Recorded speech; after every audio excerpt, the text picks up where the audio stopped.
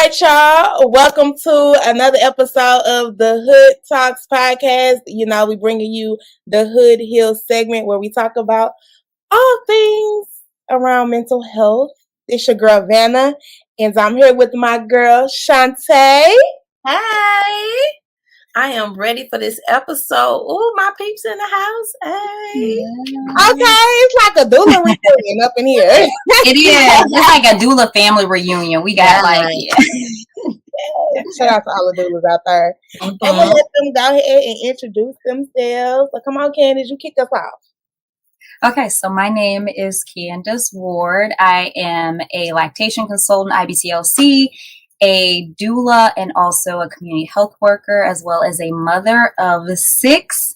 And this is my only girl. Well, I will say it's not my only girl. Like, this is a girl that I birthed, but I do have bonus babies. So, my turn. Yes. Hi, I'm Calis. I'm a junior software engineer. I don't have all the credentials she has. She has like all the ABCs. That's okay. She gonna be making the money. Oh, and I'm a daughter, so this is my credentials for today. Yeah, those are good credentials to have. Okay, so y'all, we finna get into our first icebreaker thing that we do. But shout out to y'all. Y'all look beautiful, and the hair is popping. I love it. I love it. I love it. I love it. Okay. So we gotta get into our shenanigans because shout out to Shante Love. There's always shenanigans when Shantae's involved. Oh, just a little bit. We gotta have a little shenanigans. That's a little bit. So we gotta get into it, y'all. This is how it goes. I'll kick it off, and then Shante, I guess you will go next, and then we'll let you lovely guests go after that. So it's who you hugging, giving a high five, and hanging out with. Okay. So on today, who am I hugging? Shout out to it's almost Mother's Day. I'm hugging all my mamas out there, baby. Okay. All the mamas out there, every single one of them. I just want to give all of us big hugs because ain't no hood like motherhood. Woo! Got jumped in. You can't get out. I got jumped in. Real talk, legit. It can't get out. Okay. That is funny, but for real. So yeah, I'm hugging all the mamas today. Giving a high five. I'm giving a high five to all the mamas who are doing this alone. I want to give y'all some special attention because I can't even imagine what that is like. So shout out to all the single mamas out there. I'm high fiving y'all, sisters. Keep going, and just showing y'all some love. And who am I hanging out with? I'm going to hang out with myself. Because I want to hang out with myself for Mother's Day. Everybody at home. Man, the kids, everybody. The dogs, I want to kick them all out. Like, I just want to be at home by myself on Mother's Day. But I don't know if that's going to happen, y'all. So, wishful thinking. It's cool. But that's me. Go ahead, Shante. You go ahead, girl. All right. So I want to hang out with my mom's circle of friends. I want to go to brunch. I want to just kick it, laugh, not talk about these kids, not talk about work. Hopefully I can get that happening. But, maybe after Mother's Day because this weekend going to be crazy. But definitely want to hang out with my mom's circle because schedules don't always align and stuff like that. But I want us to start prioritizing ourselves and our friend groups, like our authentic friend groups, and making time for that. I want to high five myself because I am doing a good job with what I got. I done left the job, got a job, took on another responsibility. High five, Shante, because you're doing it. Yeah, you're doing it. You're doing it, girl. She's left a job, got another job, and still out here doing it. Okay. Yes. Yeah. So I always say I want to hug Michael B. Jordan because I want to hug Michael B. Jordan. But that's an everyday thing. Warm greetings, no. Anybody got connections? Hook my girl up, please. Right? Yes. Right. Yes. But when we talk about mental health and I'm also an entertainer and stuff like that. I don't know everything that's going on. I got a teenage boy, so he let me know a little bit. I want to hug Drake. I feel like a lot's going on with that little Drake and Kendrick. I don't know everything, but I just want to hug my little Canadian brother because my little boo thing. Because I feel like he might be going through some things, so I want to give Drake a hug. I don't know. I've been listening to it back and forth, and I think it really gives for good rap music. Which what killed me was when Drake said, "Shout out to all the Kendrick Lamar fans." Because now he finally y'all got some music to listen to, and I was like, legit feel you got me there. Because thank you for coming back out, Kendrick. I've been waiting on you, bro. Where you been? When I tell you, my son was over here hot all weekend. Mom, listen to this. Oh, he said this. I don't know what's going on. I just feel like matter of fact, I need to hug both of them. Like, just make an album together. Can't we all just get along? No, I'm tired of the deep conversations that I have to have with one of my sons and keep on coming and breaking it down.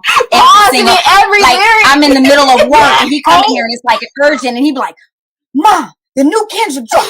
And I'm like, "Sir, I'm working.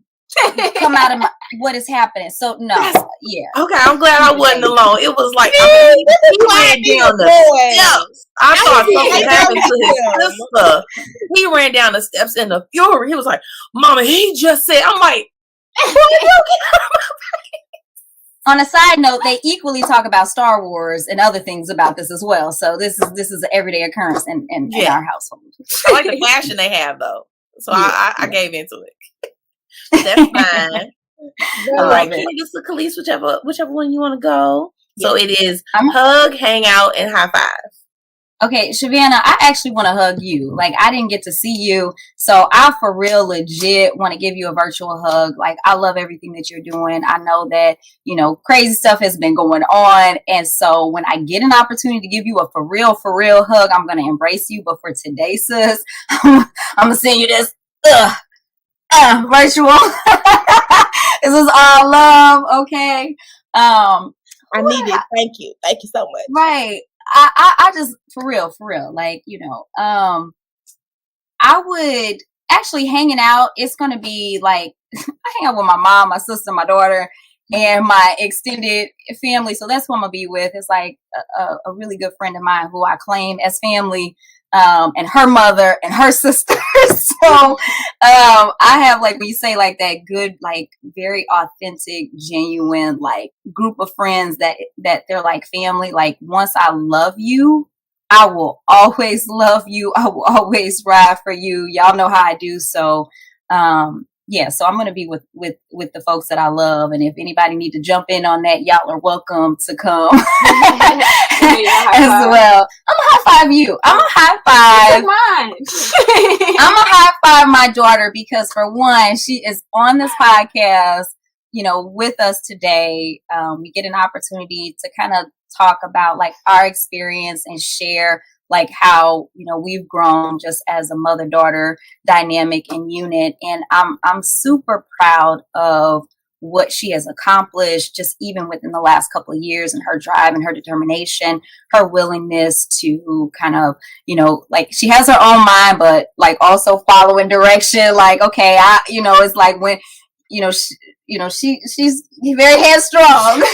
She like to do stuff her way, but also we work very well together. Like, okay, that does make sense, Mom. So I'm extremely proud of the young woman that you are, becoming, and everything that you are doing to just really set an example for all of your siblings. So I'm gonna high five her today. So she just bragged on herself essentially, because my high five is going to her, because without her there would be no me. So, big high five. Thank you for pulling me along. She showed me the ropes. She told me since I was like 8-ish, I was in the offices with her helping.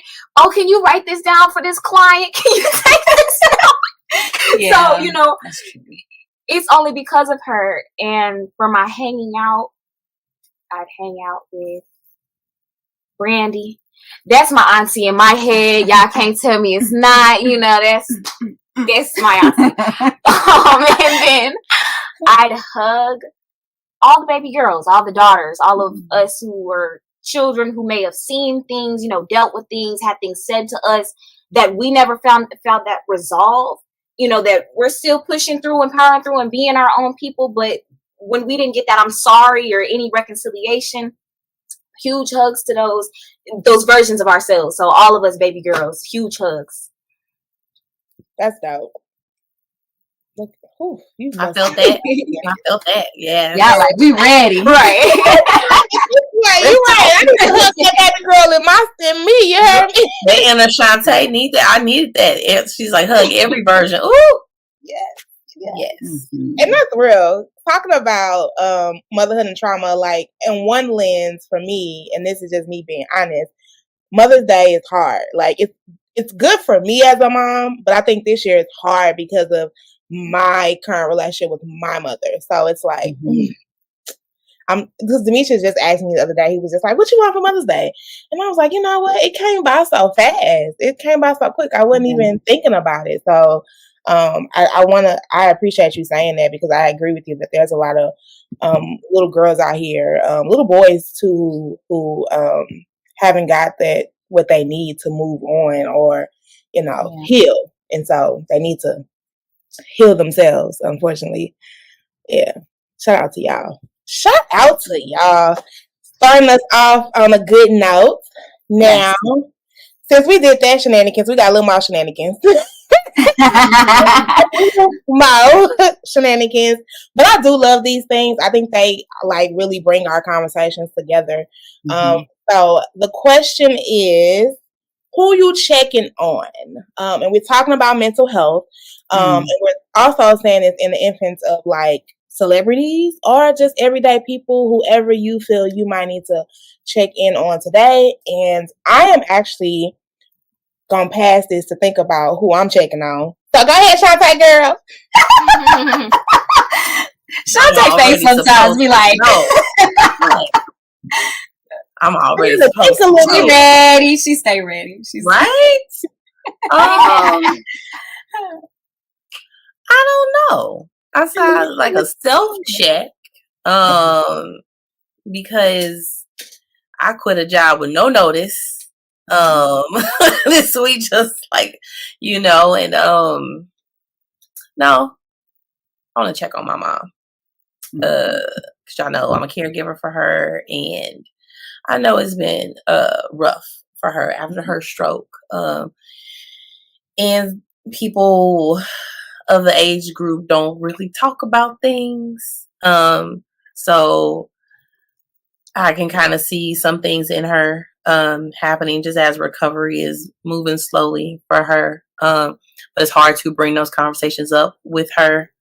So I'm doing my best. I gotta, you know, I know my resources and stuff like that. So I really want to just honestly check in on my mama. So that's my check-in. Shout out to you, Shante, because I think sometimes in our space of mental health, we stay in certain job positions because of just the money and not because how we feel. You know, it's not satisfying, it's stressful, all of those things. And then, like you said, you're caring for a parent and also caring for 2 children. So salute to you for acknowledging to yourself, like, I just can't handle this right now. And that's okay. That's okay. It is what it is. You know what I mean? So they lost, but you know, God got you, and we love you. Thank you. I just wanted to say that. And as I say that, I guess I can say who I'm checking on today. I think I want to check on low key, y'all. I do want to check on these rappers. I do, because they are, a lot of them are beefing. Like, it ain't just this Drake and Kendrick. I feel like we've had like a lot. I've been seeing 50 go at P. Diddy. Like, I've seen the girls fighting, and I just really wonder, like, to check on them, because like, do y'all know some stuff that we don't know? Like, because in my mind, y'all really helping them keep us occupied. While all these other things in the world is going on. So what is y'all mental state? Like, are y'all in cahoots with these folks? Like, what is really Because that's where I'm at with that. Like, it's been a lot of mess. I mean, Megan Thee Stallion was beefing with some people. Like, it's just been a lot of mess going on in the last few months. For the beginning of this year, I feel like it's been mess with the celebrities, and I'm just like, bro, do y'all know what we up against in the world right now? So I don't know. But yeah, that's where I do want to kind of check on Hollywood, like what y'all got going on. So that's my check. Mental. Not even that, Black Hollywood. Like, what y'all doing? We got a lot of stuff going on already. What's wrong? What's happening? Black Hollywood. Like, we ain't putting no spotlight on nothing. The presidential campaign that's coming up, like, bro, man, I'm scared. Mm-hmm. So I just happens all the time around this, around these times where there's like important decisions that need to be made, and there's a lot of things happening in the world. We kind of see this kind of recycled, like a distraction happening. So I agree with you. Yes. Yeah. A lot of distractions when we don't need them. We need to be focused. So definitely want to check in on Black Hollywood. Like, hey, get it together and start spilling some of the tea. Because I know y'all got it. I know you got it. Spill some of that. So that's my check-in. Yeah. To Shantae's point, mine was more so of a position. As I mentioned, I'm a software engineer, so I work corporate, and a lot of times we have to conform and assimilate into certain structures, and that's not who we are in the slightest. So when we come home, we take a deep breath. It's more than just, taking off your clothes and hopping in the shower. You're taking off your personality and hanging it up for the next day. So I'm checking on everyone who has to deal with that on a day-to-day basis, because it is very draining. And I hope you find solace to where you no longer have to assimilate, to where you can find instances where you're accepted in your 100% authentic self, because you should not have to conform to anyone's standard, because you are yourself. You are the standard. Yes. And Candice, you birthed this. Oh, God. Yeah. I birthed a lot of them. Yes. I'm like, yes. I'm ready to. Yes. I love it. Roll my shoe across the room. But real talk, that is so real. Society, walking into that corporate world is a whole nother. You got to have a real warmer, tough, right? You do. To be in that space. So shout out to you for taking on that challenge.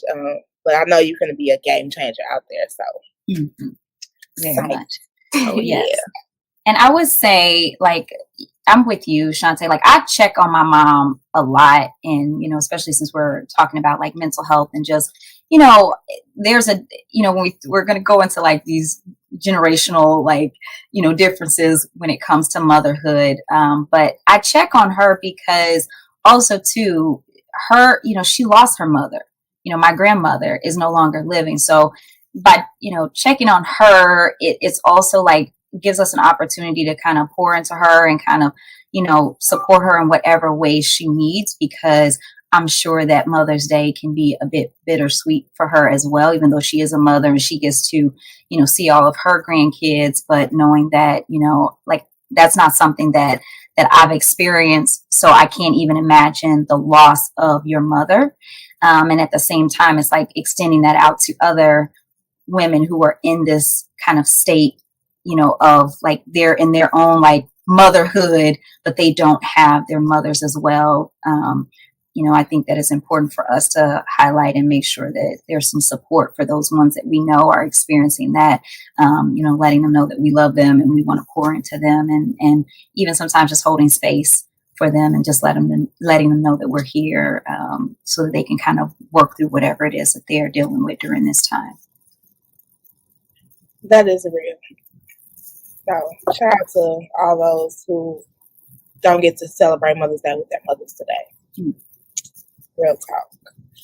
All right. Since we started into this direction, let's dive into this direction. Let's get deeper into this motherhood journey. And you mentioned something that I think is so important. Mental health. And thinking about the difference in the generations of how we can even say mental health. Okay. Like how we can be like, girl, did you check on your mental today? Or are you good? How is your, how those conversations are very prevalent in our communications now as mothers versus, I had never heard my mom say anything about mental health. Mm. I never heard my grandma say anything about mental health. It was my aunties, like I've never heard them talk about mental health. If anything, it'd be like, oh, they crazy. Like that's all you ever heard was someone was crazy. You never really heard someone say, hey, are you okay? And there may be some mental health issues. So let's get into that alone of like how the different generations of now we are saying moms check on your mental health versus back then it was, pray it away. Oh, that's normal. They just like that. That's just them. Yeah. Let's talk about that. For me, I think it's really prevalent for me to talk to my children and say, like, I've had issues with depression. I've had issues with anxiety. So these are things that I've dealt with, and I want them to know that. So, like, if ever they come to terms that they may have some experiences, they'll have something to go off of, and they'll understand that it's still okay to have some of these emotions and feelings and these things, and you can still be, very productive in your life. And it's okay to get help for them as well. Because I think that's what's happening. That's what has not happened in the previous generations. It's like they just ignored it and they didn't get the help that they need. Is that something that you all have in your house, Candice? You have candid conversations about mental health with your children?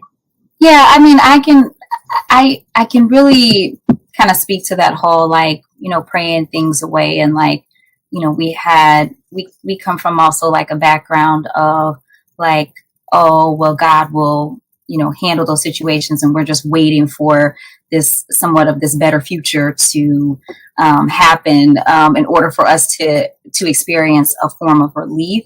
And so we not only have open conversations about mental health and just, I mean, you can't force anyone to like go to therapy or be okay with, talking with a mental health specialist, because primarily within our culture, a lot of that is still very taboo. But it is a generational difference because a lot of our former or previous generations, there's a lot of trauma that they were really not able to unpack. A lot of things that they don't even admit to this day. So it's like you said, it's a matter of like, you recognize that maybe there are some things there that we recognize that there's some trouble or there's problems, but it's this idea of that we have to struggle through it. And a lot of that has really pushed itself into Black motherhood in general, because we've been giving a lot of these messages and these images that come from, who we consider to be the authority, which is often our elders, which is often coming from a very religious, kind of point of view that, hey, we can pray that away. But unfortunately, it led to like constantly just continuing to sweep problems under the rug until there's this huge mound, and everybody's like, oh, well, it's the man's fault, it's the woman's fault, and it's like, no, it's everybody collectively. We all can recognize what the problems are and how we got here, but there's a level of like responsibility and accountability that no one wants to take that first step to say, okay, we're here. Okay, the next steps are, let's do X, Y, Z to do something better now that we know better. And it requires a change. It requires a pivot. It requires us to, shift our thinking. And so, so we have a lot of conversations about that. I am the parent that, I've learned to be very open and very vulnerable with a lot of situations that we've experienced, to just sit them down and say, these are my thoughts on these things. What is your input? Whether I'm gonna consider it, or not. Like if it's something appropriate and I can consider it, yes. But it's like just giving them a place to like really be open and talk about what their feelings are concerning some of my decisions, and helping them to get the help that's needed and necessary, even if it sometimes doesn't look like a therapist. It's like, okay, then we need to take some time away as a family and break away from, social media, or go on a trip, or we just need to have family night. Let's just do this because we're a big family. It's kind of like, if we all show up, we're at a party. Like it's like having a whole house full of people. It's gonna be food. We gonna eat. So when we get together, even if I say, okay, well, y'all just come over so we can, watch a movie, we get to eat, and everybody's going to get to talking, and then we're, okay, so what are the next, like, we talk about solutions, like, okay, so since you're experiencing that, like, what do we need to do to help you out of that? Or if you experience some things financially, okay, let's make a list, me and my list of how we can, work through that and process that. So that's the ways in which we address like mental health in general, and we're very open about it. Yeah, and having like a formulated structure of how we're handling things too. That's something I wanted to add. Yeah, that is like addressing of as far as mental health, because my perspective is I come from a generation where mental health is really talked about, like, since I was a child. It's make sure you're checking yourself, make sure that you're okay mentally, because they've recognized, unfortunately, the failure that comes after not checking yourself mentally, like, being in a good mental state alone, let alone being in a physical shape, all these things outside of it. Your mental is not good. You are not good. But with that said, your mental health and the strength of it is a continuous plan. And that's something that, we all can pay heed to, because it's not just a one stop. Okay, am I okay in this moment? Yes, keep pushing. No, you're continuously working your brain. What would make me happier? What could I do, to resolve these issues or whatever? And it doesn't even always have to be issues. Like I said, what could be elevated in this moment? It's a continuous growth, and it's not just a one stop shop. It is not a one-stop shop. I agree with you. It's not just therapy. It's not just self-care. It's not just breaking away. It's all of the above sometimes. Mm-hmm. Yeah. Plus constant communication. Yeah. I think sometimes when you feel like you've gotten an answer that suffices, you'll just like won't bring it up again. It's like, no, there's other issues. It's okay now. It might not be okay later. And having those intentional times where you make space for yourself and then your kids. Because again, us growing up, it was like, you too young to be feeling like that, or you too young to have them worries. You can tell my brain that, because that's not what's happening, So like making sure that I purposefully and intentionally make sure that my kiddos know, because they're 14 and 8. My 14-year-old asked to go to therapy. I got him in therapy a little bit earlier once he's about 8, once our family dynamic changed and it was just me and the kids in the house. And it went the way it needed to. And then he said that he felt like he was okay with it and it was cool. And then last summer he felt like he needed to go back. And I was intentional about making sure that he got a Black male therapist, to hear him and that he could talk with and stuff like that. And when he has things that's going on, he knows, hey, Ma, can we go for a drive? Because my 8-year-old is just like me. She nosy. So we got to leave out the house, But I give him that safe space in connection where it's just me and him, so he can feel freely to talk to me about stuff. Yeah. I didn't get that when I was younger, and I knew for a fact if I didn't do anything as a parent, it was when it comes to mental health and sex education, I talk to them kids till my mouth fall off. Yes. Yes. You're going to get informed. You're going to get this information whether you're comfortable or not. We're going to figure it out. I think that's the difference, too, with the generations. Is I say that all the time. Is like, when I created this podcast, is because they be like, we talk too much. And I be like, I don't think we talk enough. And from my with the previous generation in my family, they did not talk enough. They didn't talk about the things that I think we needed to hear. Unfortunately. And even now I feel like there's still a disconnect, because the conversations weren't had. And it was a lot of that, like, you too young to worry about this, or you too young to be concerned about that. That ain't got nothing to do with you. And you just do what I do what I say, because I said it, because I'm an adult. Versus for me, it is definitely different. I'm going to thoroughly, and I still thoroughly talk to my children. I explain I let them know why. I let them know how I'm feeling. If I'm not good today, hey, mommy's not good today. I'm human, you know. Are you not good today? There's days when they be like, I don't want to go to school, and I'll tap in and be like, I'm not going to force you to go to school. Take your time. Let's go.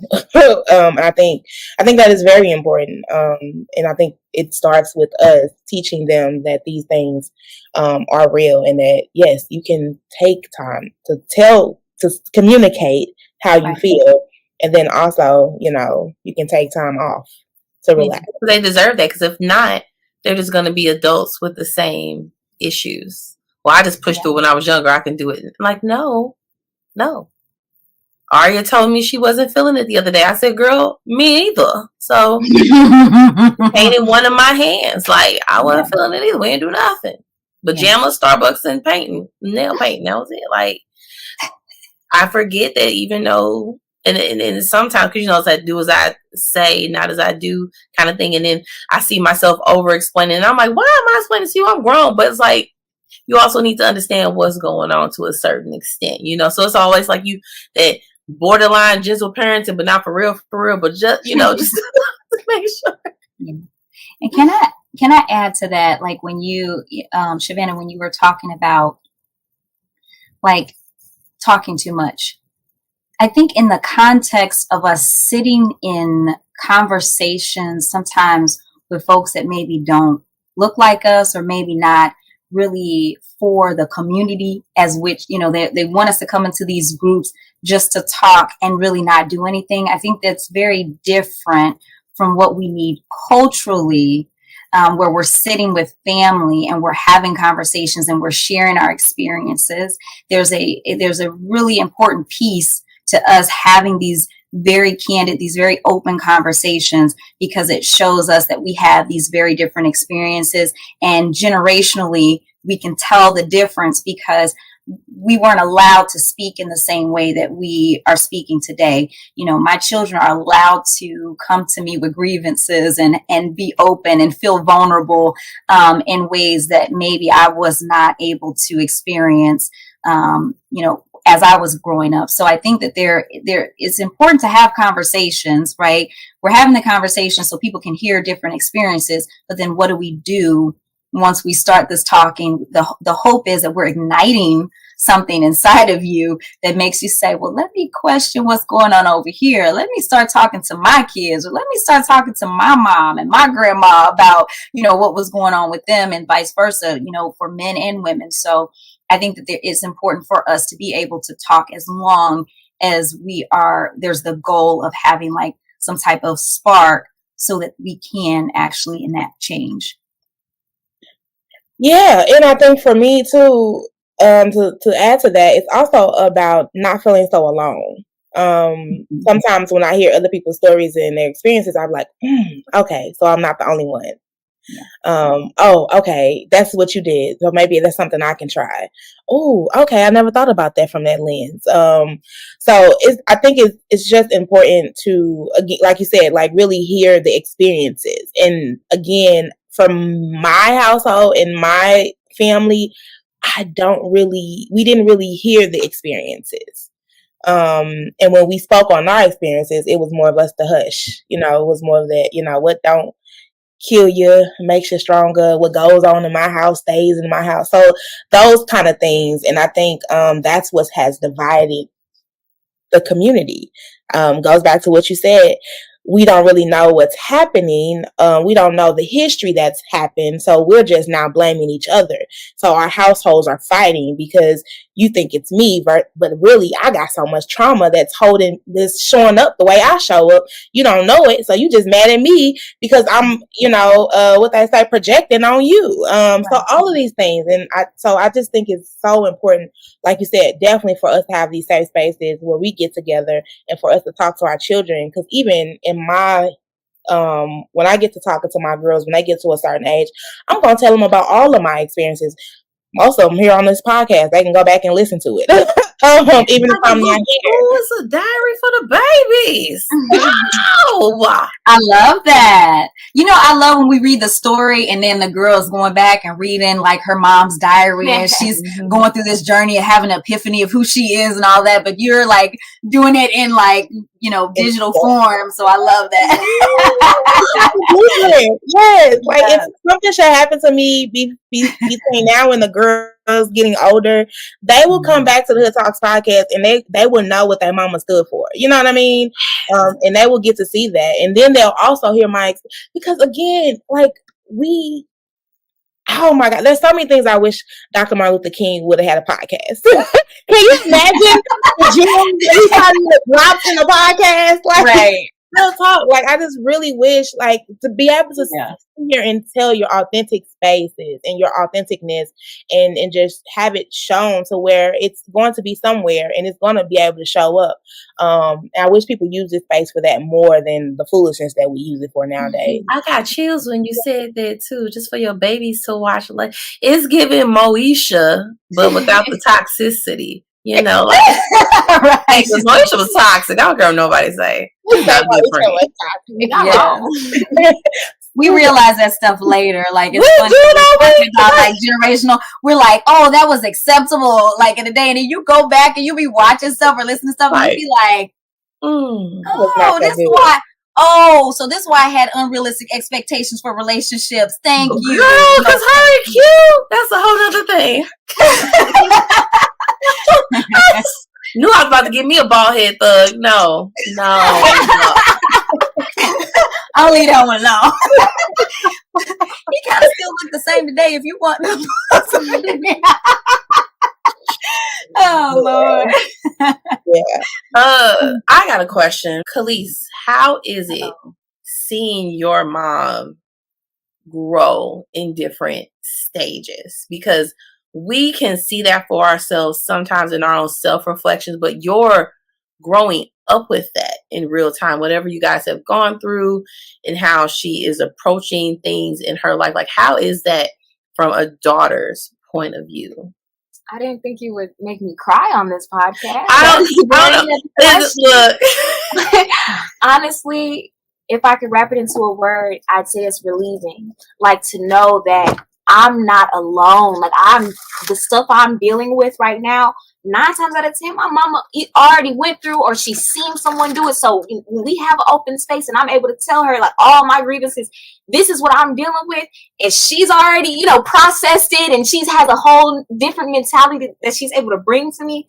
It's so relieving. Like, there's things that I struggle with, as life goes on, we're all going to struggle, but it's a lot of stress that's really lifted off my shoulders, so that whenever I decide to have children, and I know that there's things that they won't even know of, like it'll be a thing of the past for them, because me and my mother, or her and her mother, they've already dived into this and already resolved it. It's very, very relieving. I ain't think it's gonna try to make me cry either. Because I was thinking about it, because it's just the holding that safe space. Because I don't want to talk for Vanna, but I just know some things we didn't have those kind of relationships with our mothers, and we take care of mine, and I still don't. And it's just like, I want to make sure that my daughter can talk to me and understand and see that vulnerability in me. Like, mom was not always 100% superwoman. Now, she was always that girl, but she wasn't always superwoman, and there are things that I experienced and that she saw, and I just, for it to feel human, and mom is relatable, and I can learn from her stuff. Because I didn't necessarily have that. I made mistakes I probably should have already learned from, or whatever like that. But it was just like, I don't want her to stumble like I did. And that's why I asked that question, because I just see the relationship you two have. And little mama's 8, and we got birthdays right next to each other. So it's already some head buttons. But I just want to make sure that I'm letting her grow. Yeah, into being her full authentic self, and not have to second guess who she is because she got to learn things from me. I need some tissue. Yeah, and I'm gonna have a moment, like real transparency. And I was like, hopefully I don't be getting too emotional. I'm doing really good today, but I do want to have a moment of transparency because I think that mothers and daughters do have their time where they go through a lot. There is this kind of power dynamic that happens where it's just like, I just want to be heard and I want to be understood. And so we're coming from a lens of, I've been there, I've seen it, I see that course. No, ma'am. And then also too, sometimes we are leaning ourselves into our own trauma. Ooh. Especially when the things that we've experienced as mothers with their fathers has been so damaging that we're like, oh my, how do I shield and how do I help and how do I protect, my children, where they're coming through a lens where they don't really understand the dynamic of relationships, like between a woman and a man to begin with. So they're coming through like, well, this is my mom, this is my dad. And so sometimes they do have a tendency to take sides. And then the parent who's there, who's left in the space is usually the person who gets the brunt of that anger and that disappointment and that frustration and that fear. So allowing myself to be open and vulnerable to the disappointments, just as much as the joys and the approval that we welcome that. But I had to really put myself in the position to understand that, man, I messed up, and I've made some decisions that have been extremely harmful. Regardless of what anybody, has to say or think, like, oh, you guys are close and you have this bond, but it took us a lot to get to this point. And we have our daughters and we see them, we just want the world for them. We're like, I don't want you to ever hurt in the way you'll be ready to fight everybody. Y'all, I'm over here learning Muay Thai so I can chop somebody in the head. Cause I'm like, I'm a little bitty person. I'm like, I'm in a position where I have to protect my children, where it's almost unnatural because I should be able to really just nurture. And then there should be some sort of partnership where there is the protection and the providing. And so when that dynamic is off or you're not able to experience that, we go into this, like, we're overcompensating for the things that, we lack. Like we're trying to kind of compensate and like, I don't want you to experience these things and I want to make up for that. But you're only so much. You can't really be fully everything. Although you try to be, you cannot be everything in the whole world for your children. And then we have this level of trauma that happens when we have, family dynamics. Like for us, my kids, we came from a very unhealthy dynamic. Like they came from a 2-parent household, but we are not, like, that dynamic changed. We're not in a 2-parent household. So it's also like trying to heal this fracture that was happening, which for some people it's like going through a divorce or going through a separation, all of that. That's already traumatic. And then there was some other layers. And it was like, man, I gotta heal. I gotta completely change my mindset while I'm watching all these individual children dealing with it from different ages, from different lenses, from different perceptions, and trying to navigate all of that and hold space for each and every one of them. So we have had our times where it was just like, oh my God, we were bumping heads. Like I'm going to fight. Who is this person? Like, what's going on? Like, and I'm glad that you're keeping it real and raw, because I think that those things are not, we don't like to talk about. Look, what you just said, that was so empowering. Like, it was powerful, is, and empowering for me, because I always say that, like, there's going to come a time where either Devea, Delilah, or both going to come to me and say, I did not appreciate how you did that or what you did. And I'm going to have to accept that. And I just wish that for me to give them that, I feel like I am changing the dynamic, because that's all, like you said, sometimes you just want to be heard to say, even if you don't agree, you just want to hear, like, you know what, I'm sorry that made you feel that way. I'm sorry I didn't do that. And I apologize. How far could that go in this dynamic? Because we are human and we don't make all the right decisions. We don't make all the right we do think of things sometimes selfishly because we like, look, this is about me right now. We want to think about us and how we feel. Not even thinking about how it impacts the children. All right, sometimes you just don't even know that it impacts them, and you just going off. Especially if you're feeling the trauma that you're experiencing. Like, You're I feel like Candice read my journal. Like, it's like, it's hard to heal. Like, you're going through your healing and you're in survival mode. And, you know, one of the things that I wanted my daughter to develop a realistic view of the world that was untainted by the wounds of my experience. You know, and to, you know, I wanted to guide her through these disappointments and allow her the space that she needed to achieve whatever it is that she wanted to achieve. So it's like, I had the goal. I didn't have all the tools. I had to actively want to do something different. And that's where, you know, it's like, not everyone is going to come from that point of view, because sometimes when you're in survival mode, you don't want to admit that you need help to be like the foundation that you need for your children. A lot of the wounds that we experience are because we're experiencing a mother wound.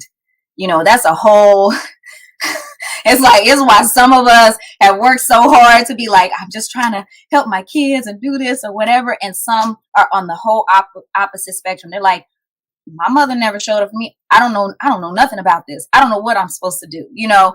And we see that a lot when we come, like, just speaking to those, you know, for folks that are working with families who are in the doula space, like, sometimes we come into a situation and we see like, oh, there's more than just me pouring into you and helping you to understand what you need to get ready for motherhood. I also got to help you to navigate some of the trauma that you experienced before we even got to this point, because I need to give you some sort of foundation so that you can grow and be what you can, you know, and actually support your family in a way that is going to be healthy for everyone. And I want to add to that, like, when we speak about generational trauma, a lot of times, you know, as just the motherly instinct would be to protect your offspring. So whenever you're building those walls and you're building those shelters, you may make it so impenetrable to where your child no longer can reach you. And that's who you're supposed to be protecting.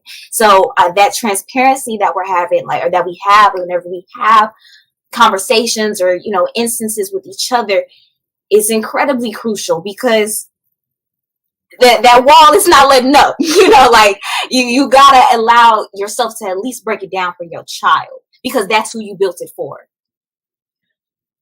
Ooh. Girl, I'm finna log off. I don't know how much I don't know how much I can take without scheduling an appointment with my therapist. I got one thing to say, because baby, I just was talking about the fact of our family dynamic changing at a time where I was supposed to be bonding with my only baby girl. She was a toddler when we were going through all that. I didn't get to do tea parties and dress ups and things like that because I was trying to figure out a place to stay, a job, dealing with inconsistent ex-spouse and emotional trauma, and then not projecting that onto her. I ended up getting her a therapist, and then allowing her, like you said, those stages that they needed to go through, because it happened before she was one. So that was something that she always knew. And then now she's at the age where, well, how come my parents aren't in the same house? And how come this is this? And I want to go over there, you know, and it's just like trying to like, yo, you know how hard I work so we can do this, you know? And it's just like, I just feel like I didn't get to enjoy the most fragile part of her because I was so broken and fragile in that time that I should have been supporting her. And it's just like trying to forgive myself for being in that space and not allowing myself to be in that space any longer. Yeah. So I can enjoy the time we have now. I was just going to say, so 2 things. First, you know, being that daughter, we're always going to be those daughters. Like, you know, when we have those moments that we really went through something, my mom shows up for me now. And that's what I know. My mom is here for me now. So it does, you know, I've been able to work through my trauma and work through the things that I went through in the past because my mom is here for me now. So that was the first thing. And, you know, with that being said, when I was navigating, you know, initially I was a kid, you know, like they like 7, 8. I've always been the well-spoken little kid that I am, but I've had like a sheltered view on the world. So when I'm hitting dead ends, I'm like, well, what's going on? Like, I'm doing as much as I can, and I'm becoming angry at the world and all these things. The moment that door was opened, and I understood my mother's history, because I'm asking myself, well, why isn't my mother here? Little do I know, she working full time, feeding 6 kids by herself. Like, of course she not gonna have, every single day to give to me. But I don't know this as a child. So without that being told to me, I'm angry. She hugs my brothers. She does this for my brothers. My brothers were dealing with things that I wasn't subjected to because I was a girl, and I did not know a lot of these things. Once we start reworking, and she's, asking me, why are you so angry? Yeah, because that's not a question I'm asking myself. I'm just mad at the world. I'm going, not even recognizing my anger. She's checking me mentally and emotionally. Why are you angry? Can we talk about this? And that's resolved. So I'm able to come into a whole new outlook on life. Yeah, and I can say, like, one of the biggest things that I learned, like, we tell our moms all the time, like, to give yourself grace, but we don't hold that grace for ourselves. So, like, Calis was mentioning, like, she was watching the development because she was at an age where she can see these things like changing, these things happening, but not really at the consciousness to fully take in like why these things are happening. So behind the scenes, this is one of my middle children. Like, she's a middle child. So when I had her and I'm looking like I have a girl, like, it also clicked to me, like, my approach has to be different for her. But by this time, the family dynamic was very different, because I also realized if I'm not working and taking care of the family, we won't eat. So regardless of whether I was partnered or whatever was going on, we had a whole nother situation that was happening. Like, if I don't show up in this way, we are going to have serious problems. So where maybe like with my first set of children, I was able to be there a bit more. With my last set of children, because I stepped into this arena of helping other mothers and being like a breastfeeding peer counselor where it was family friendly, they had an opportunity to come to work with me and be a part of that. But I recognized and understood that my middle children, it was 40 plus hours, I was working, I was away. And so little things that I was doing, like reaching out to our support systems, like, can you take my daughter? So she was getting to leave the house a lot of the times where stuff was like crazy and there was turmoil, because I had things set up with other families or other sisters that were like, I could take her to get her hair done and get her nails. Because I knew as a mom, I could not show up for her in that way. I had to let go of my ego as a mom. Like, I should be doing these things. I could show up for her in this way because I knew I was working. So I pulled other women aside and was like, I need you to take my baby under your wing, because you have the time, you have the availability, because you have a husband that's supportive to you. I need you to make sure that you come in, pour into her. So sometimes we have to lean into whoever our village is, and we got to let go of that ego. Like, I'm like, in time, I hope that we can work and repair it. And we have worked through it. We have had conversations like that, but she didn't know that's what I was doing, right? I was removing her from the situation for her own health and for her own safety, right? But I also had to let go of like my ideas and my dreams of what I hoped for be able to do her hair and have those tea parties, like you said, and do all of that. Cause I was like, I need somebody to be able to pour into her so we can revisit it later, because then I can have a real conversation with her and help her to understand. But right now, while we in the thick of it, I just have to do what I have to do as a mother to support her.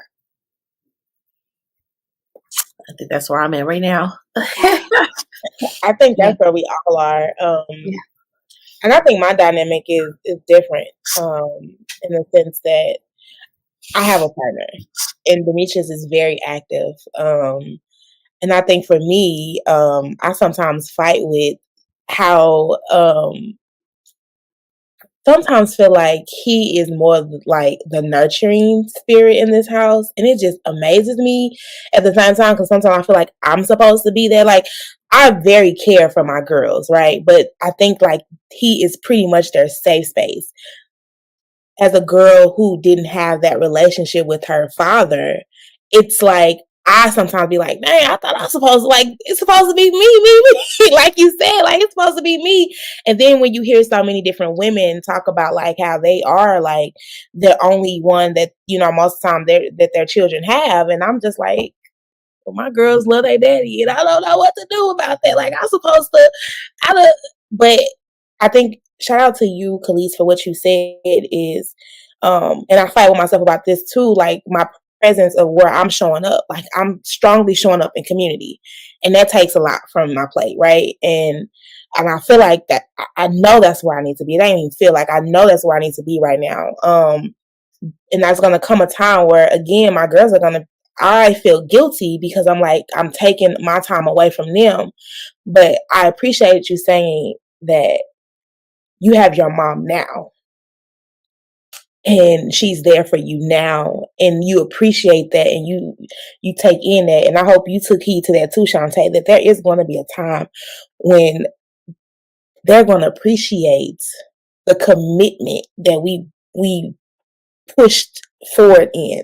Like, they're going to understand where we are in this space and how we're showing up now. And they might not get it now, right? They might not get it now, but they're going to get it. They're going to understand. They're going to look back and they're going to be proud, because that's all I hear from this baby about you, is that she is so proud of her mom. And she's seen all of what you had to endure, and she's proud of you, even if it's not what she initially envisioned, but she's still so proud of you. And I appreciate all of that, because that's one thing that I'm hoping for when my girls get to a certain age, that they can come to me and be like, Mama, this didn't go like this, but I'm just so grateful, and I understand why you did what you did, and I appreciate what you did. Yeah, and that came from conversation. Like, you know, I really have to reiterate that it was me really understanding that, yes, she doesn't understand fully what this is at 7 and 8, but I kept having the conversations. I kept trying to make it age appropriate to say, okay, these are ways to address this. Okay, let's spend some time together. We have our mother-daughter dates, and whenever I get back to working and not have the opportunity and the time to do those things, then I keep trying and keep coming back to revisit the conversation, because it's like, I'm doing this out of love, right? If I could pour into the community in that way and keep showing up in love, you know, then we also have to learn that we have to view our children in the same way. And then I also had to remind myself that there are women, there are folks that are just not even this far along on the journey. Like, there are folks who that don't have relationships with their mother right now because they in their 60s or whatever, you know, they grown, and they're not even willing to address or open up or have those conversations. So just by your willingness to admit it and say, I don't want this to happen, I don't want this to be our future, so I'm willing to be open and vulnerable to have those conversations, that is taking the first step. It starts with that thought, and then that thought that turns into action. So the action was constantly involving them in every step of my development. Like, okay, well, this is what's happening. I can't really go into everything of, you know, it's like sometimes we try to shield them. Like, I'm like, I don't want you to have a bad view or a bad opinion, so I'm not going to speak on it in this way. I have to let you take in your own observation and have your own mind about the situation. But I just have to show you what I'm doing and why I'm choosing to do some of these things in that way. And then I've always allowed them to make their own decisions about, you know, certain people in their life and how they view, you know, folks. And the fact that we, you know, I am grateful that we did have a village of positive role models. We had positive male and female, you know, role models. So they didn't have to just focus on what was happening in our household. I was very intentional to make sure that they saw other family structures. They saw other people. They had, you know, that connection. And I think that sometimes we feel very alone. Like, we don't know how to, like, lean into other people to say, like I said, like, I had to let go of that ego. Like, hey, y'all over there doing that, let me send them over there to do this when I can, because I know I don't have the capacity to show up in that way. And so if we can do that for work and we can do this at other stages of our life, then we can also be honest and say, I don't have the capacity right now to show up in this way, but while I'm getting myself together, let me make sure you get the help that you need and the support that you need. And with all that said, this journey, because, you know, we could talk about, you know, points in time all day, but the actual journey, full transparency, me and mama, that was my number one enemy. I saw you could, if you asked me 3 years ago who was out to get me, my mama, because I didn't understand. Hey. And I'm a fire sign, so I was like, and I'm an earth sign, so here we go. So very hope. Right. Very hope. I just wanted to bring that up because there was countless times that we would try to have our open conversations and ended with doors slamming in each other's faces, us saying horrible things to each other, because we're girls. We know how to cut with our words. We like when we say certain things, especially youth. Girls know how to say some crazy, outrageous things that'll make you want to square up with them. Like, oh, like, mama, you know, I see. And all that is just coming out of ignorance and hurt. So that's where that grace could be pulled from while holding people accountable. You can't say anything now, but while you going through those emotions, it's continuous. If you hit a hard point where you're at odds, just know it's emotion is passing. Don't become discouraged, because we had all this progress and so many setbacks we done had. Yeah. We almost got into it this morning, you know. Like, yeah. So it's an everyday thing, and it's a conscious thing to want better for yourself, want to want better for your children, want to want better for your siblings, for your family dynamics, just everywhere that is interlinked. You just want better in general, and that's the intention you got to set out. And I also want to highlight that I think this is where it's really important. It's also important in the fact to say that, you know, there's also changed behavior. Like if my child is coming to me and telling me that something that I'm doing is, you know, upsetting them, or that they don't like how I'm doing it, it's okay to acknowledge, like, okay, maybe I need to do something differently. And what is that? Giving space to see what that is, and having those, again, for me, it's, you all are really big on the communication, and that is key. I feel like ain't nobody gonna always get along. You're gonna argue with your partner. Mm-hmm. You're gonna argue with your friends. Of course, dog. Family. You're gonna be married with a dog. Right. But it's the communication to allow that, and then the change behavior after. And I think that's where the generation is different here. In the past generations in mothering, it's usually just, I'm not even finna acknowledge that I did anything wrong because you was a child. Okay? Woo! You was a child. Like, get over it. And to me, that's where it's, the dynamics have really altered, I think, the mother-daughter relationship. Unfortunately. And I do think women are strong-willed, right? I really do. I think that we are born strong-willed, period. And we already come with, like, how we coming. Yeah. And I think for me, in my mothering, it's also not for me to change you. It's for me to help guide you. Right. And I was going to say, like, I think, too, like, what we experience, unfortunately, is that it's kind of like the wrongdoing is one-sided. It's not to say that, you know, kids, you know, sometimes we can see things, we can understand, like, yes, sometimes they could be completely in the wrong, and it's like we're trying to guide them through it.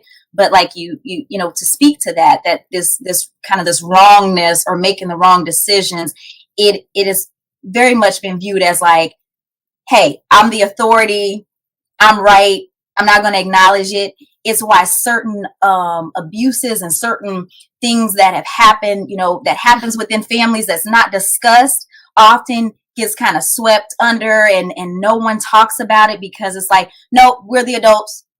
What you say, and it's like, there, you know, I've always treated my children like little human beings with raw and real emotions.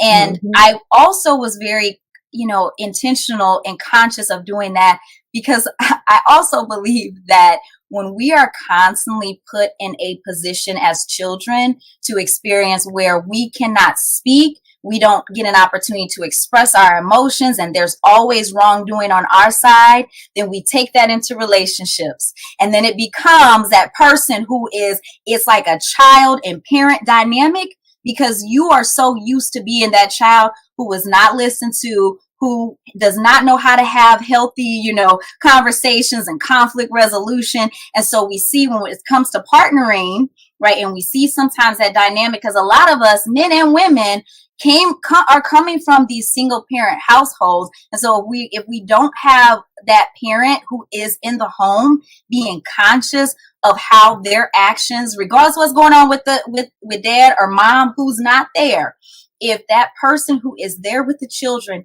is not conscious of how they are setting up that dynamic with their children, if they're not, allowing for them to have that space to speak openly, then you are teaching them a false kind of dynamic of this parent child, where it's like a authority, very, you're the, totalitarian, right. And then they take this out into the world, like, their validation is that level of control, or I'm telling you what to do, or things have to be done this way. And then it turns into this, you got too much masculine, you got feminine. It's like, no, like, y'all ain't addressing what happened in childhood. We're not having conversations about you not seeing healthy, functioning relationships. If we've constantly seen our mother struggle, or dad not being there, or dad working and not being emotionally available, then you are taking all of that into every bit of who you are and every bit of that next relationship. So I've been I try to be conscious of, okay, I want to show you that if we can communicate and we can work through these things, then you can take some of these examples when you're working through friendships, right? Start with friendships. Our relationships also too, we talk a lot about platonic love. Like, we have extended family that we pour love into. We pour love into this extended family because I need you to understand what love looks like outside of just romantic, feelings and bliss and all that. Because if you can recognize that, then if you know how to have conversations now, then when you get to that stage where you are in, a romantic situation, then you can take some of those healthy, traits and those patterns, versus just being like, oh, because he gave me butterflies or she gives me butterflies, Butterflies are bad anyway. Now I feel something for a change. It's like, no, we gotta pour into them now so they can feel the range of emotions before they have to seek that validation and approval from a partner. Oh, that's important, because I think Calis, now I know shade, but I really do think that this generation has a lost cause when we talk about validation. It's like they have this need for validation that becomes what the illness of the internet. And if the internet ain't validating them, they feel like they're not accomplishing anything, or they're not doing anything. They have this or it's easy to fall victim to. It is. It really is. So I'm glad you talked about that, because I think the validation starts within self, and it starts at home to teach that you are the only one that needs to validate that you are enough and you have, whatever you want. And I don't think that I don't think that's been taught enough, because our generation, we didn't get validated, because we couldn't any emotion. Yeah. We couldn't even emotion, so we didn't even get validated. And now the generation now is like internet validated. Yes. Yeah. So you ain't get it from her. If they had dial-up, they wouldn't have to worry about that. Right. It'd be making them wait for a minute, girl. Look, we the latchkey and / MTV. Maybe I was just talking about TRL with somebody. But yeah, I totally agree. And I wanted to speak to the active change that we're talking about. Like, like just all mothers, and, you know, regardless of mine. But I say specifically, me and my mother had this conversation where I was so angry at the world. I'm trying to navigate school, you know, because this is what's on my mind. Like, and this is 24/7. You know, this is my universe.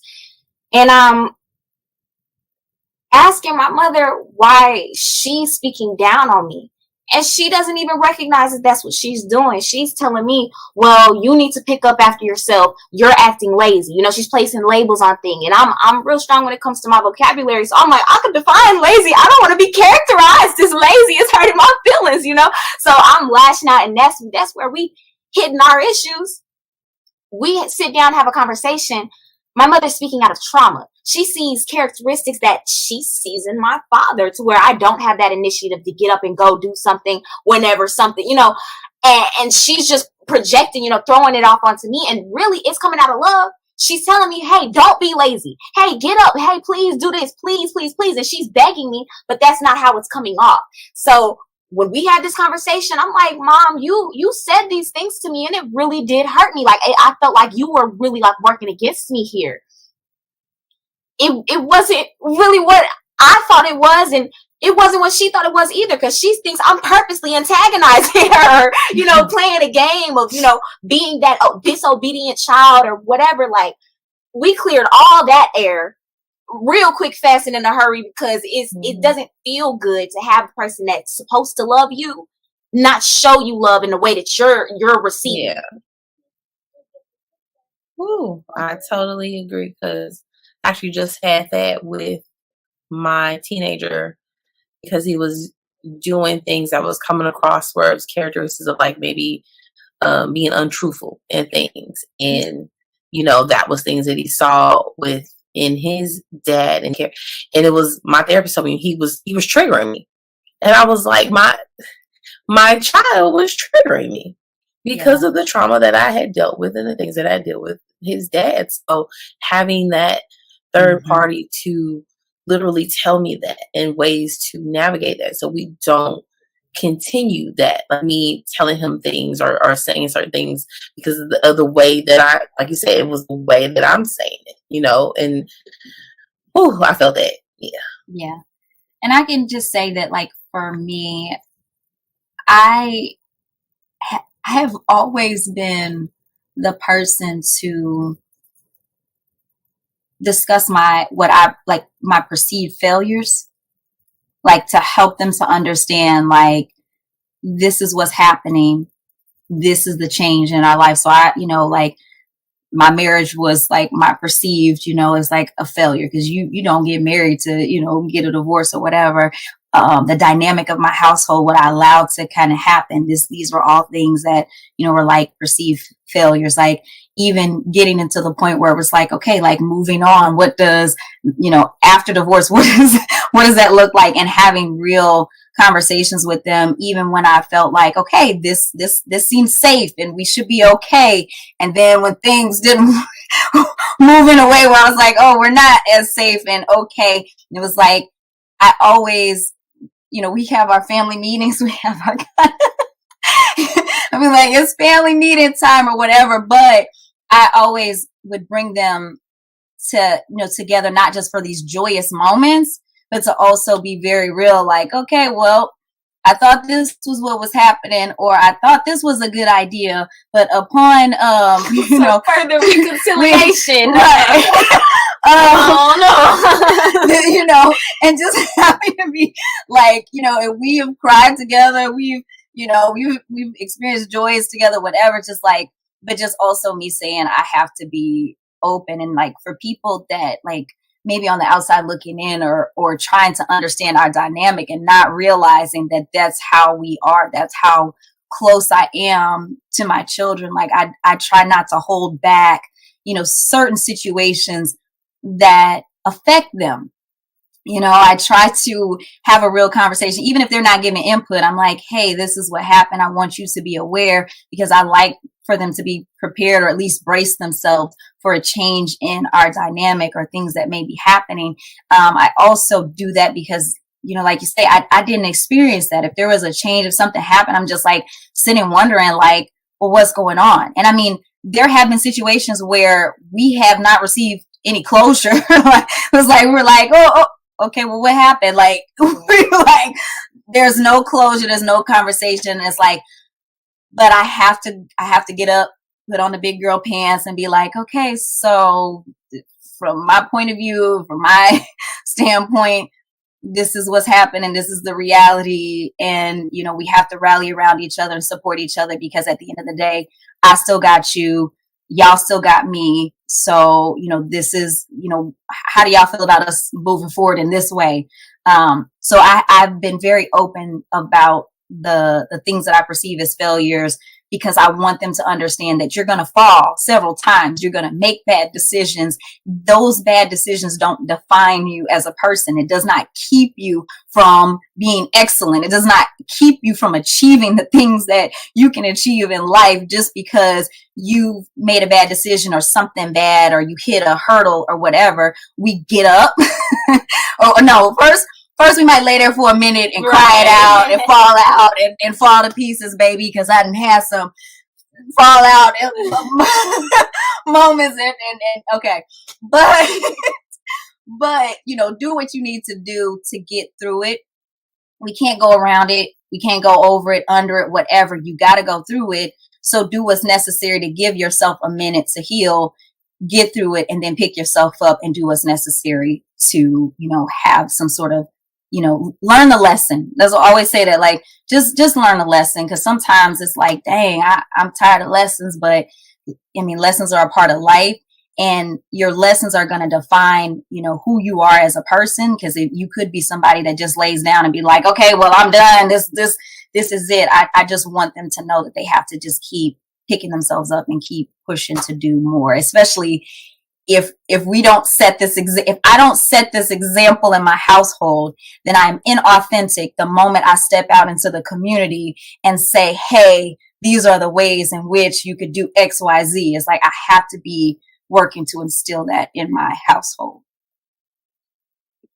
That part. That's real. So, can't go under it, can't go around it. Hey, go through you got it. some. Yes. You know me, I gotta bring the laughter, because you know that's how I am when it comes to the mental health talk and stuff like that, because it is so heavy, and we're all still talking about things that we're still constantly going through and processing and dealing and stuff. And I just appreciate you, Candice and Calis, wholeheartedly for taking the time out to share that. You two are amazing, and I just love y'all. Yes. Authenticness. And shout out to you again. I think that's I love the realness here. She was like, "Babe, we was about to bump heads this morning." It is what it is, but I still love it. And I'm still like, I'm still our biggest fan and biggest champion. Like, but you know, I appreciate all of it. The resilience, just all of those that you guys brought to this conversation. And this is just for me, like, I just really full picture. Can't wait to, like, I know people like enjoy the moments now. But I just cannot wait to just have my like adult grown children. Yeah. I'm over here taking a mental snapshot. My adult me and Aria in like 10 more years, like just taking a mental snapshot.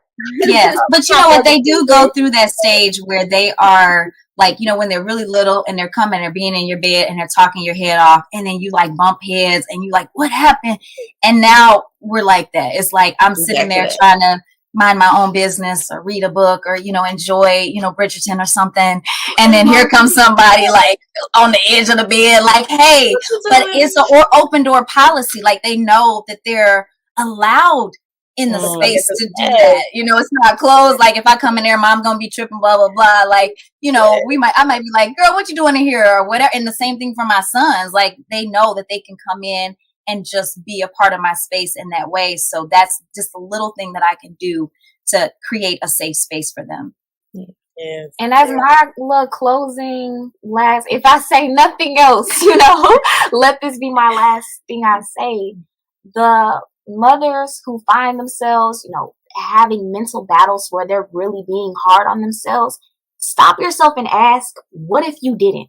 Okay, if you didn't get into this bad relationship where, make this bad decision and have a beautiful child, what would have happened if you chose not to do that? You wouldn't have all the cars that you have now. You wouldn't have no future to, you wouldn't have that connection, that thing that came out of whatever decision it was. So don't get lost in, well, what, because what if it didn't happen? Life as you know it wouldn't have existed. You wouldn't have the things that you're dealing with now.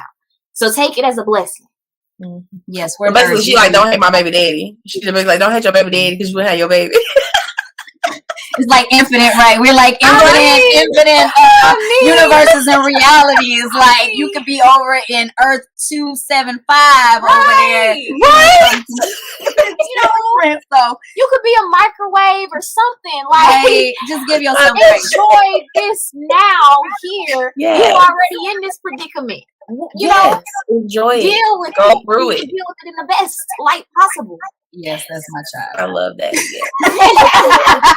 I play some games. Spit some games. Yeah. You sure she only 18? That's a lot of wisdom. It's all that wisdom in her, ain't it? Is it?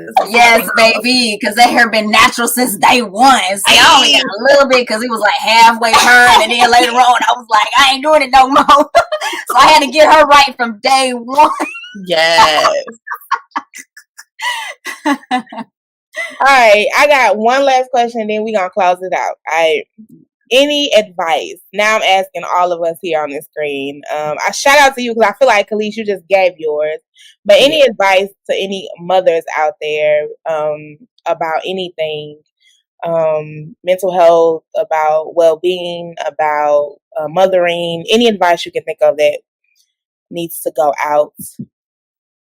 I honestly, my advice actually kind of is a little bit of your story, Shavannah, because we are all here having a deep, very, a very transparent, very vulnerable conversation about motherhood. Like we're talking about our mother-daughter relationship. I also have sons, so that's a whole different conversation and dynamic as well. But I'm giving a shout out to you because if we start back to the very beginning where you just had the thought, right? You were like, there's a need for us to talk more and have these conversations. You started from that thought, and then that desire pushed you to say, even though I can't see the path fully of what this is going to become, I don't know how to make this happen. I got little baby at home, and then I then got another baby coming, right? You were just like, but as a mother, I have this desire to do something different for my community and make a change because I want to do something different for this next generation, for my legacy. I need to leave something for them. So your example was you took that thought, you took that desire, and you drove it to create something that is impactful where we can sit and have a very vulnerable conversation about the things that we've experienced. So if there's any advice that I would give anyone, is take that leap of faith. Like we are the answer. We are a part of the change. We all can sit here. We could all do a whole nother hour, probably each talking about our stories, about how we got to this point, how we had to take a leap of faith, how we had to change our whole trajectory of what we thought our future was going to be. Because that's a whole nother thing. When you think you're going one way and then it's like, what? So if anything, take that leap of faith. If you have that desire to make a change, don't sit and think about all the obstacles that are there. Because if my former self had an opportunity to see where I'm at today, where I could not see a way out of the situation that I was in, and every time I sit across from another mom and she's in a bad situation, I'm like, honey, I let me help you. I got something to tell you because you're seeing this version of me, right? You didn't see the version where I was praying to just be right here. Right? So just taking that leap of faith and doing what you feel is necessary to ensure that your legacy is supported. Whew. I am crying again. I probably cried 50 times on this episode because I'm fine with ending on that, Savannah. I don't know. Ain't nothing else I can answer that. That's it right there. That's the advice right there. That is real. And the power. And I just want to acknowledge that there is power in motherhood. Yes. I have not, and I embrace the power in motherhood. I have not felt so, like, before children, I could talk all day. Like, I just was everywhere and doing any and everything in a sense. But the motivation that came in motherhood, the strength, the power, the connection, like all of the things that came in motherhood. And I agree with you. If we just tap into those things, the world. Yeah. Because the womb really that is where we heal the community. Mm-hmm. It's the reason why a lot of us got into birth work, because we were looking at the legacy, the next generation. Even if you have no desire, or you're not having any children, if you've experienced loss, it is that desire to preserve the next generation that we hold collectively. And a lot of that healing is coming from the womb. Like, we have to heal the womb just in general, right? For our families, for our women, all of that, just acknowledging that it starts there. Because when we do that, we get an opportunity to pour into other mothers. We get an opportunity to pour into our village. We learn so much about, our history and how things have intentionally disrupted our families. Like, it has changed the whole, just the whole trajectory of my life by just focusing on how can I be a healer of the womb. Whew. Yes. I guess I love y'all. I love you too. That's it. I love you too. I love you too, Candice. You have always been so genuine. You've always showed up just authentic and loving. I know this is your mama, Calis, but she has been the mama of us all. I was so glad earlier. I was like, yes. To have 6 babies and still mothering the community. I so appreciate you, sis. And just be proud. Because this one right here is a game changer. Oh, yeah. You, Calis. She is. I am excited to see your future. This is what makes me proud, is the next generation that's going to lead us. I am so excited for your future, and congratulations on your new journey and the things that you've done and where you all are now and the peace that I see here. I love it. I love it. I love it. Whew. Any last words, Shante? No, I'm gonna message my therapist, but other than that, I'm good. Yeah, I need another session this week. Shout out to everybody that's tapping in. Happy Mother's Day. I hope all the mothers enjoy their Mother's Day. I'm wishing you peace. I'm wishing you relaxation. Wishing you all the love that you desire on today and moving forward. I really do hope y'all get what y'all hearts desire. Yeah. And on that note, y'all, we out. Bye. Yay! Thank you for tuning in to the Hood Talks podcast. Don't forget to subscribe to our YouTube page and also